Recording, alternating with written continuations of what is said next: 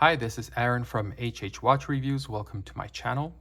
Today I've got the full review of these two new Seiko 5 sports models, the SRPK33 and the SRPK35. I've already posted an unboxing video of both of these watches with all the specs and dimensions mentioned in that video. I will have it listed right here on the screen for you, so we won't go through that again. Now, I've had these watches for a few days, so I'm ready to give my honest opinion about them. But let's start with a bit of history. The first ever Seiko 5 watch, the Seiko Sportmatic 5, was released back in 1963. It was Seiko's and Japan's first automatic day-date watch. 5 represented the 5 key attributes that each Seiko 5 watch would need to have: an automatic movement, a day-date display, water resistance, a recessed crown, and a case and bracelet that needed to be built for durability. Now, fast forward to 2019. Seiko released a new generation of Seiko 5 Sports with the release of the SRPD lineup. That was around the same time they discontinued the SKX models, which included the much-loved SKX007 and its smaller sibling, the SKX013. When the SKX lineup was discontinued, I was expecting a new replacement with a better movement, maybe some slight design changes. But unfortunately, what we got was the SRPD lineup. At first glance, they basically looked exactly like the 42mm models of the SKX lineup. But looking closely, there were some changes. First of all, it had some upgrades. So it had the 4R36 movement, which now added hacking, something that the SKX007 did not have. It had applied indices, some new colors and designs, but unfortunately, the downgrades were the ISO rating was removed, so it went from 200 meters to 100 meters of water resistance, and instead of having a screw-down crown, it now had a push-pull crown. At first, there was a lot of hate from the watch community, and understandably, I mean, all we wanted for Seiko was to modernize the SKX007 with better specs, and they could take our money. But obviously, we the community don't run things at Seiko. And I'm sure they did all the R&D necessary to know that these would sell very well for them. And I think it was a success, because since the release of the 42mm SRPD model, they released a 40mm model with smooth bezel and a 4 o'clock crown. That one got the nickname the Dress KX.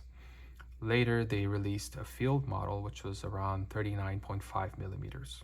And in the past 3.5 years, we got so many iterations, so many collaborations, so many limited editions.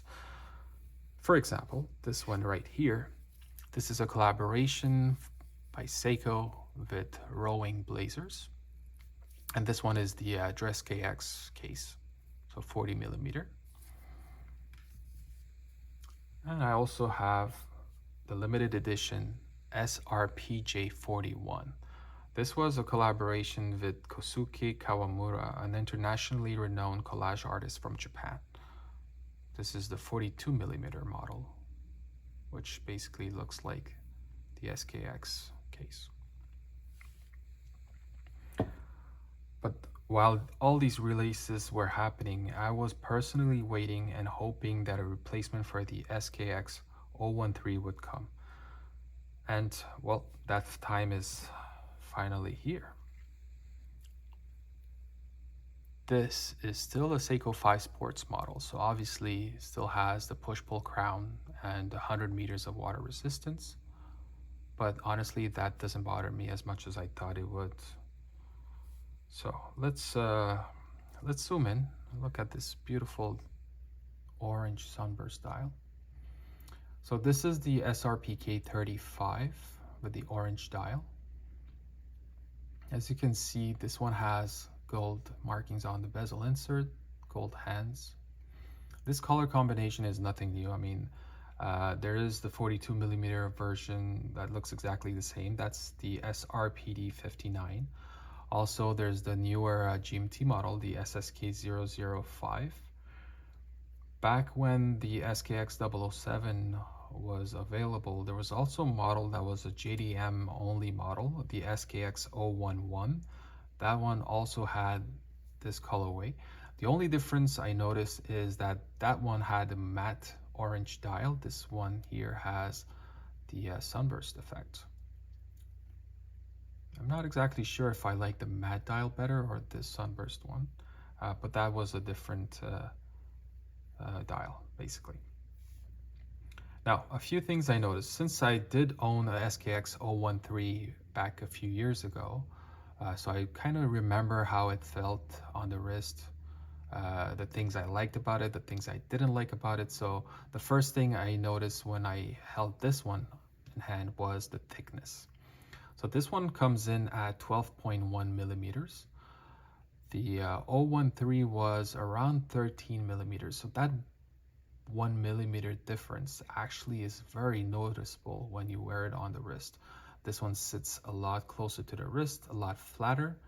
It just feels less top heavy, something that I didn't really like about the SKX013.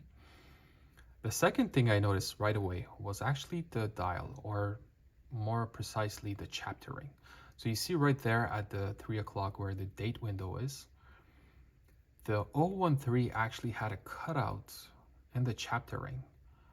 Not exactly sure what happened there. It feels like, you know, when they placed the chapter ring, they realized, oh wait, it actually covers the date window. So let's just cut a portion out. Yeah, so that was a poor design choice. I'm not sure if it was because of the movement inside of the watch. It was a little bit bigger, so they had no choice. But I'm just glad that Seiko fixed that issue here. It looks a lot better without the cutout. The SKX013 also had a closed case back, so this one has a see-through case back. As you can see right here, it's the 4R36 movement.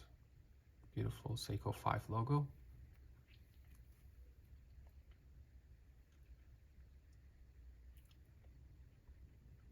Oh, one more thing I noticed actually. Let me just bring the bracelet. So this one comes on this 3-link bracelet, nothing special. Has a fold over clasp. The thing that's different is actually right here. So all the Seiko 5 sports models that I've handled all come with these shoulderless spring bars. This new one actually comes with this one. This one has shoulders. Sorry. I'm actually glad they did this change because I just put all the spring bars in this little box that I have, and whenever I need a spring bar I just take one out. So now I don't have to worry if it has shoulders or not, so this is great. Obviously these cases all have lug holes, which is great for, you know, strap changes. This one currently is on a waffle strap. I think this matches perfectly with the black bezel, looks really good.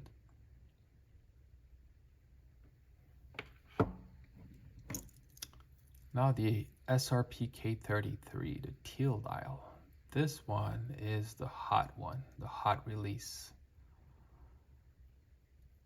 So my authorized dealer was actually telling me that he basically sold out of this model. So I'm very, very lucky to have one. I think it's a perfect release for this summer. If you notice, I'm not sure if you can catch it on camera here, the hands are actually gold colored. Something I found very weird because, I mean, the bezel insert has silver markings. The indices have silver surrounds, but then the hands are gold colored. Not sure why they decided to go that way, especially since, I mean, you have a bezel insert with gold markings right here, so they could have just put this one on that one. So, not exactly sure why they did that. When I first saw the press photos, I wasn't really sure of the gold hands because, I mean, in the photos it shows a lot, it's very noticeable. But in hand, honestly, like, unless the light hits it perfectly, it just looks silver, so I really don't mind it. And I just like the, you know, little pop of gold on the teal dial. Looks very good. Now, I remember seeing on Instagram a post of an old Seiko model that had this colorway. So after some Google search, I found the reference number 7548-700C. That was a 42 millimeter quartz watch that had a teal dial, gold hands, but gold markings on the bezel insert. I think it was a watch released back in 1984 from what I found on Google. Similar to the orange dial, obviously, like I said, it had the gold markings, gold hands. So I don't know why by releasing this they didn't put the gold markings on the bezel insert. So, oh well.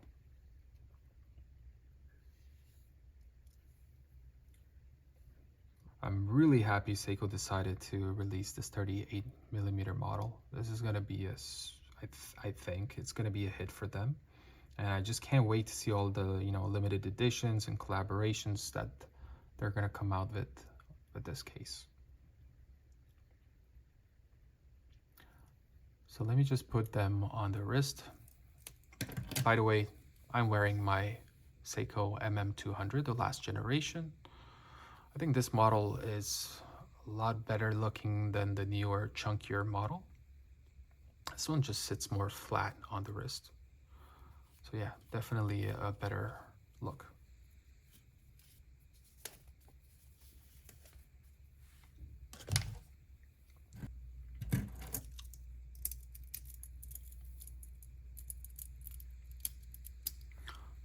So here you go. I have a 7-inch wrist. So this is what 38 millimeter looks like. I think it looks perfect. Beautiful.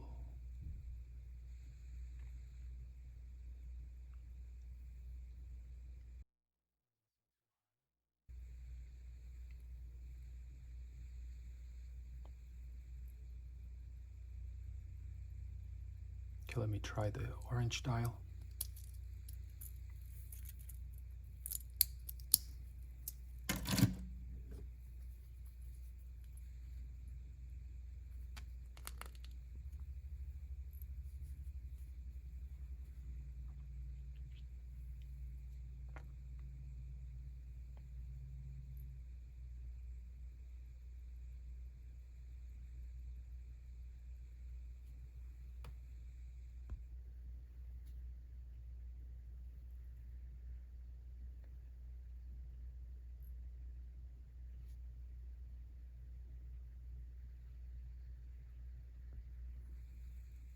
All right.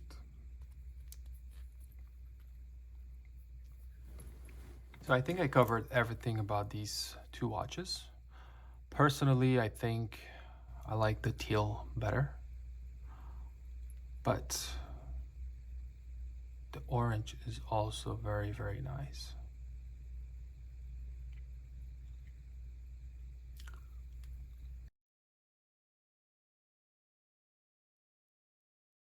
So if you have any questions or opinions about these models or anything else you want to discuss, please leave a comment.